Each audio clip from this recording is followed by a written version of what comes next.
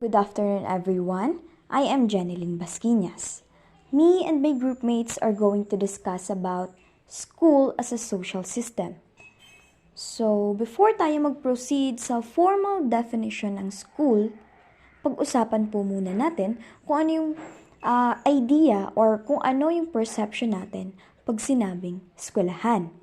So, we, as students, we are very familiar with school more than anyone else since half of our lives talagang umiikot and nakafocus sa school.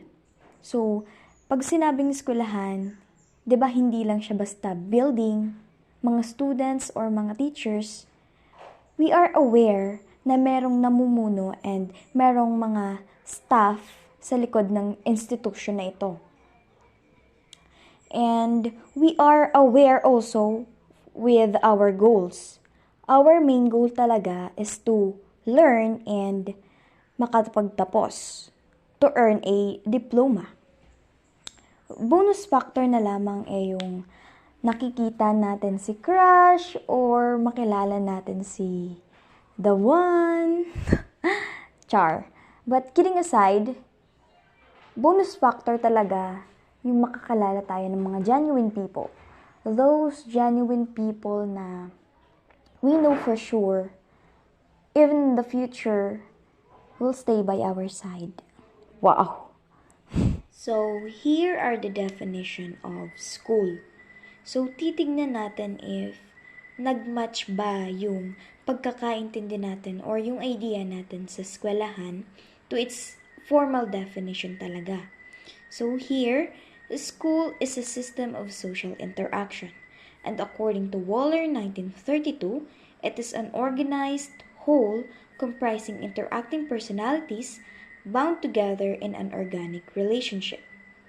As a social system, it is characterized by an interdependence of parts, a clearly defined population, differentiation from its environment, a complex network of social relationships, and its own culture. So, feeling ko nagmatch naman. Next, pag-usapan naman natin ano ang social system. Social system is a social organization. According to Longress 2000, it is a group of elements and activities that interact and constitute a single social entity. And according to Olsen 1970, it is a model or organization that possesses creativity beyond its component parts. It is distinguished from its environment by a clearly defined boundary. It is composed of subunits, elements, and subsystems that are interrelated within relatively stable patterns of social order. And what does social system refers to? As I've mentioned earlier, it refers to activities and interaction of groups consisting of members brought together for a common purpose. Classroom is a good example of social system. Here are the basic assumptions for social system models. Social systems are open systems. Social systems consist of interdependent parts, characteristics, and activities that contribute to and receive from the whole. So, napansin ko paulit-ulit lang na social systems are interdependent parts, characteristics, and activities. It is an interaction. Paulit-ulit lang. And sana di ka magsawa.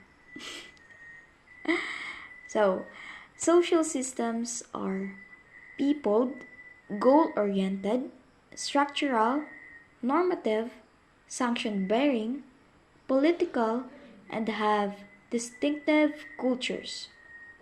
Social systems are also conceptual and relative. All formal organizations are social systems, but not all social systems are formal organizations. So, kumbaga po, for example, lahat ng kabayo may apat na paa, pero hindi lahat ng may apat na paa, kabayo. So, ganun. Gets po. all formal organizations are social system, but not all social systems are formal organizations.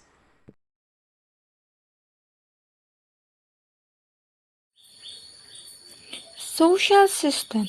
In this model of schools, organizational performance is determined by sets of key internal elements, which is the structure, individual, culture, politics, and teaching and learning core. These system elements interact and transform inputs and output. First, the structure provides a set of bureaucratic expectations such as roles, regulations, hierarchy, and division of labor are designed to attain school goals in a rational and impartial way. The hierarchy distributes tasks to specialized individuals and organizations as a result of division of labor by Parsons 1960. The structure of social systems inherits many elements from rational, natural, and open systems theories. Next is individual. Individual is the key unit in any social systems, regardless of position. Students, teachers, and administrators bring with them individual needs, goals, beliefs, and develop their own personal orientations and intellectual understanding of their roles.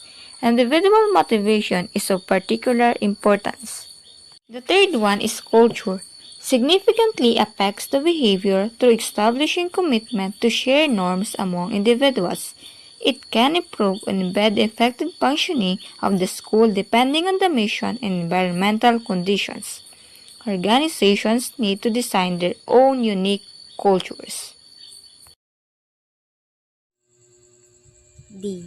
Politics serves as informal power relations that develop spontaneously must form the motivational aspect of teaching and learning processes in school so that it will produce the desired goals.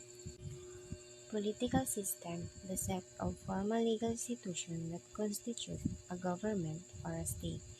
This is the definition adopted by many studies of the legal or constitutional arrangement of advanced political order.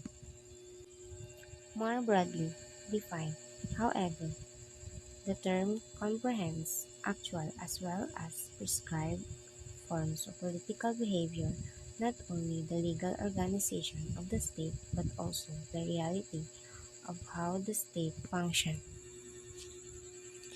E. Technical core. Teaching and learning is the system of organizational activity where the real output of the organization is produced. In education, technical core is defined as the interface between the student and the context in which they acquire or generate knowledge.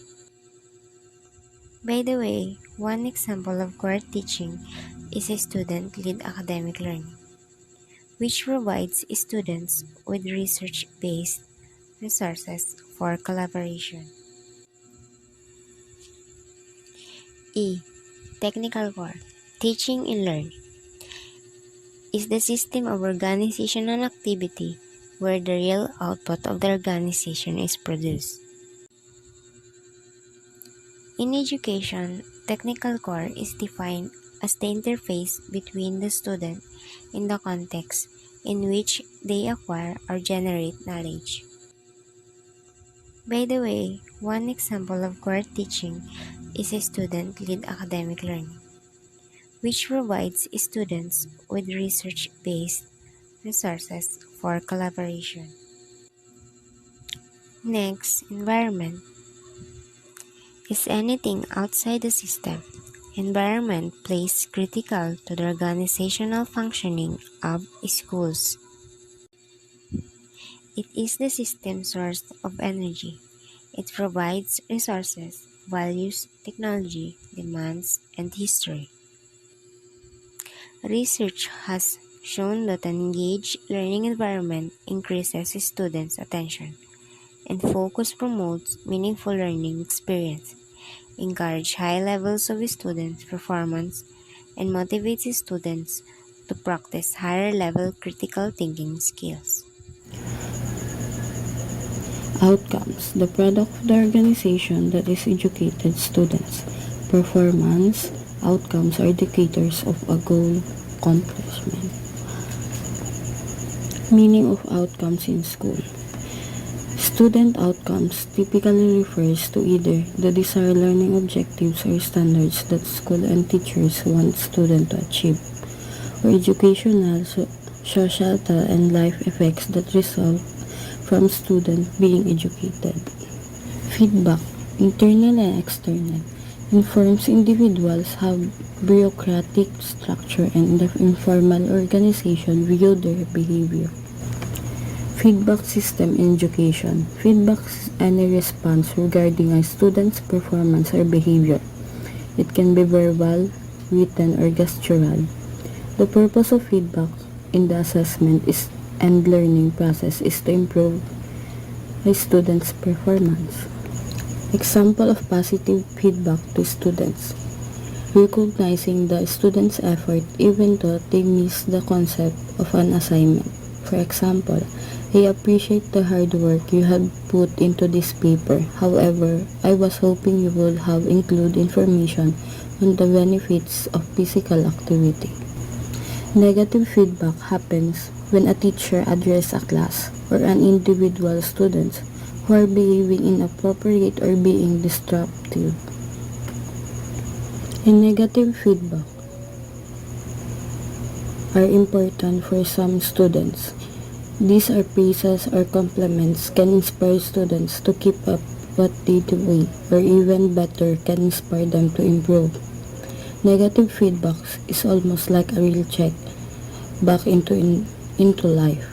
Instead of highlighting what someone is doing good, it is highlighting what they are doing wrong.